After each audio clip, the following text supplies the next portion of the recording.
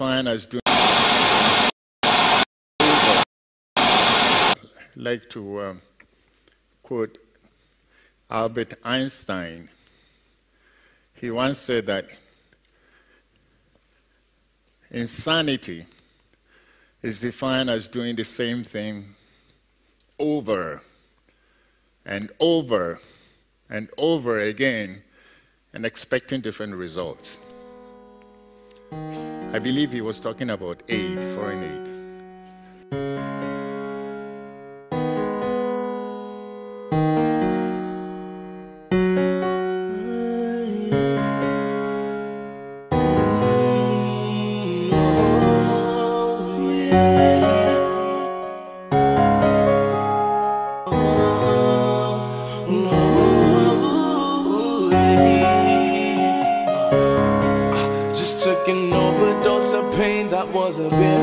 Swallow, and I wish I could swim, but these waters are far from shallow. I'm praying every prayer, saying scriptures that I know, but dang, it's not enough. My name is Ogunbande, and I'm the founder and CEO of ChangeAndRevolution. I'm Nigerian, and I presently stay in Canada.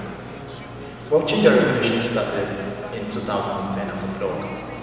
Well, the reason why it started was because I saw that Africa needed a change that the African youth can perform, a change that I saw in the African youth. Now, this video, or this documentary, it's about the African youth in diaspora, the purpose of the name African, and why they want to see Africa change. In this video, we'll be seeing different people from different countries in Africa, Ghanaians, Zimbabweans, Nigerians, and all Congo and everywhere.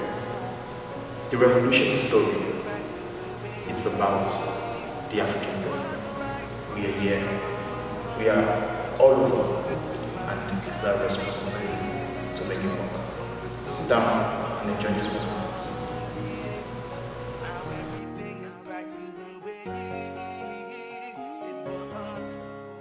Hello, my name is Mutuku Mugisha Jean-Claude, and I'm from the Democratic Republic of Congo. Yeah, I've been here for almost 4 years, and some of the greatest things that I love to do is anything political related and sports related.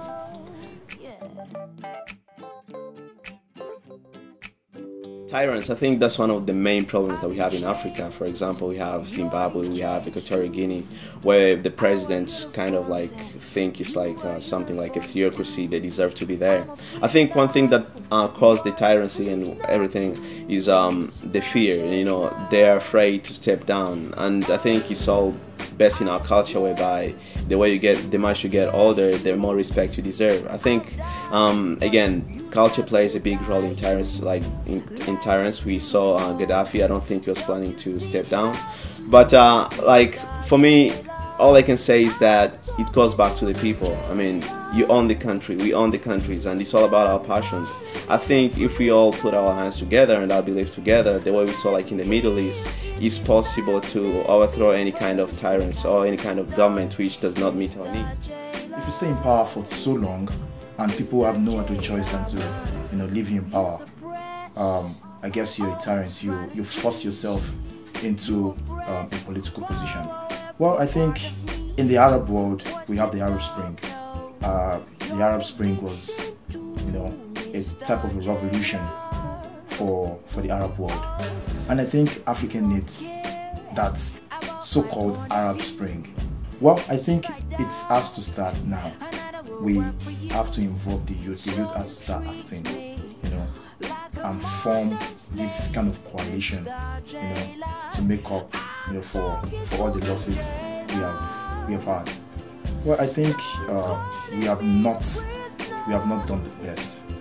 African youths have not, you know, risen up to their responsibility in demanding for a change, and that is what this documentary is all about.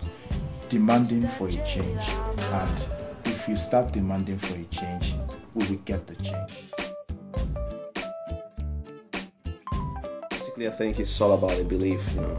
I don't think Europeans or Americans are so skilled than Africans. All I think is that they're given some of the best trainings that we don't get in Africa. And I think we can also get to that level if our education system just changes a little bit, and if they start valuing things like education and investing in quality services, especially like here in Canada, for example, they have co-op. How many African students are given that opportunity? So if for us also, if we invest and if we try to import some of those ideas, especially encouraging people to do so. For example, here, to be a firefighter is such a pride. You know, you can make money from being a firefighter or from collecting garbage. Back home, that's associated with being poor. Being a farmer back home is like something like a stigma, but here being a farmer is something really huge, and because they know they contribute to a huge part of like the country's economy and well-being.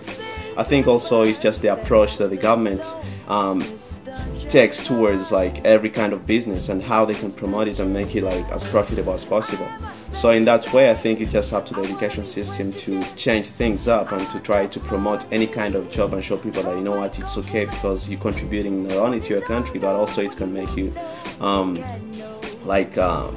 as rich as anyone else. Because here you can see it doesn't matter which job you do, as long as you put all the passion in there, as long as you have a lot of support, not only from the government but also from the people, I think you can see a lot of things actually happening in terms of like businesses developing, and I think that's what we like in Africa. Hello, my name is Misan. I recently graduated from the University of Windsor with a degree in nursing. I also am a registered nurse. I am from Nigeria. It's in West Africa. I think implementing that will involve thinking about the problems Africa faces and working on trying to solve them. In that sense, I would like to talk about implementing an emergency health services approach where we'll be able to help people who need immediate access to healthcare.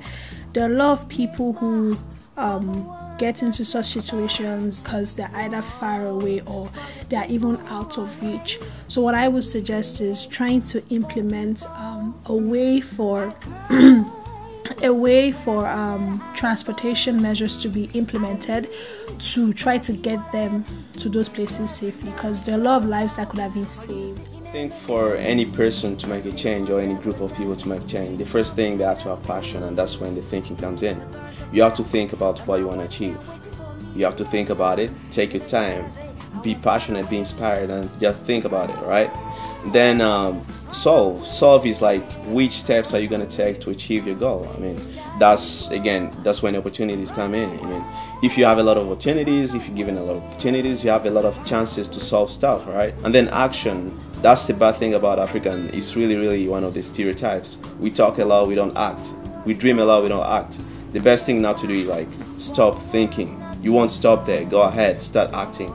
Acting, for example, like this documentary, I think it's the best thing. It's one of the actions that you can do. Go out there, say this is what we're doing. This is all you have at our hands. Now, if anyone is willing to help, they're going to help based on what you have. African entrepreneurship is fast developing. If you look at in the last 10 years, you find out that people have started, thinking for themselves. I have an example of Isaac of Jojaye, who started the Nigerian mobile toilet. It has been wonderful, and it's so in need for a mobile toilet. People go around and they don't really have where to use themselves, where to do various things that the human nature. But it thought of this and it started it. So that is how an entrepreneur is supposed to think. An entrepreneur is supposed to think about the problem, and they're supposed to act on the problem, solve the problem first and act on the problem. Well, everybody may not necessarily be an entrepreneur, but everybody needs to start thinking for themselves. Everybody needs to start solving problems. You cannot expect the government to do everything for you. You have to do a little bit for yourself, and government can step in. So I challenge you, start thinking of a problem today. The problem is right by your side. Hi, my name is Fumlade Adeni Taiwo, and I'm Nigerian. I go to the University of Toronto, Mississauga, where I'm studying psychology. Right now, what I say I'm passionate about is culture. I've lived in Canada for about 5 years now. One thing that I've made sure is to not let my culture die. I always try to show it in any way possible. I'm a member of ICASA, which is the Arundel College African Students Association at my school, and what we try to do on campus is just to show everybody that Africa is not just all lions and safaris and like jungles and all those type of things. We try to show them like how important our culture is, how proud we are to show that we are Africans no matter what country you are from. And seeing that I am Nigerian, I try to make people more aware of what's going on in Nigeria with wearing my traditional outfits to school. I wrote a poem earlier on this year called We Are Africans for our show in my school. And basically what that was just to show our pride, because as African people, what I know that we are more than anything is proud. And what I'd like to see change in Africa right now is the way our leaders act, because you can't give people money to fix a problem in a certain country, and then they pocket half of the money, and then people start complaining that they don't see any change. Well, if our youth grow up now seeing that our leaders are doing that, they're going to grow up doing the same thing. So nothing is really going to change in the next generation to come. So what I can see right now is I just wish there'd be a little more change starting from the top. What I'm passionate about for Africa is using the media to educate Africans about healthcare issues. With my basics in knowing about health, I've learned that health is not only about the absence of illness or disease, but it's also about how it's improved and maintained. I believe that Africa it's slow in its development and growth because of the health issues it currently faces. For example, we have most places in Africa, especially in the rural areas, have limited access to healthcare services. Also, there is limited education, not enough income. There's a lot of things going on that needs to be restructured and, rebuilt. So what I'm passionate about is using the media to educate the masses about what they need to improve their health. Most of the foreign aid that Africa receives would help them meet their immediate needs, right? It will help them with, they provide with food and with water and with medicine and what they need for the short term. But the thing that doesn't really get noticed is what's really done in the long term to help them. I think what I want to see in the next 5, 6, 10 years is a continent that is free and fair in all elections. You don't expect us to line up, even in sun, sometimes, rain falls and we still line up under these terrible conditions to vote. And at the end of the day, your vote don't get counted. We have to start thinking in that direction. How will my vote count? How will I bring the person I want to stay in government, stay in government? And how will I make the person I want that has been in government act in my own favor? Yeah, that is what we should start thinking. Free and fair election. Let every voice be heard. That is all. Good people will begin to occupy the positions, the political positions, and we'll start seeing the change. Yeah, and that's when I realized that we came to play a great part. Even Braveheart had a late start. Even great artists make fake art until they realize just who they are. And we are movie stars, but we're not aware of the who or the what or the why we're here. Looking up into the sky, trying to dry your tear, waiting on a hero, and then I appear. And what my message is that it's really you. Man, it changed the drama, baby, that you're going through. You're the change, you're the hope, you're the miracle. And you are all the strength you need in times unbearable. Nothing is given freely, but we can live ideally if we can seize the moment and own it, be the proponent. It took a moment.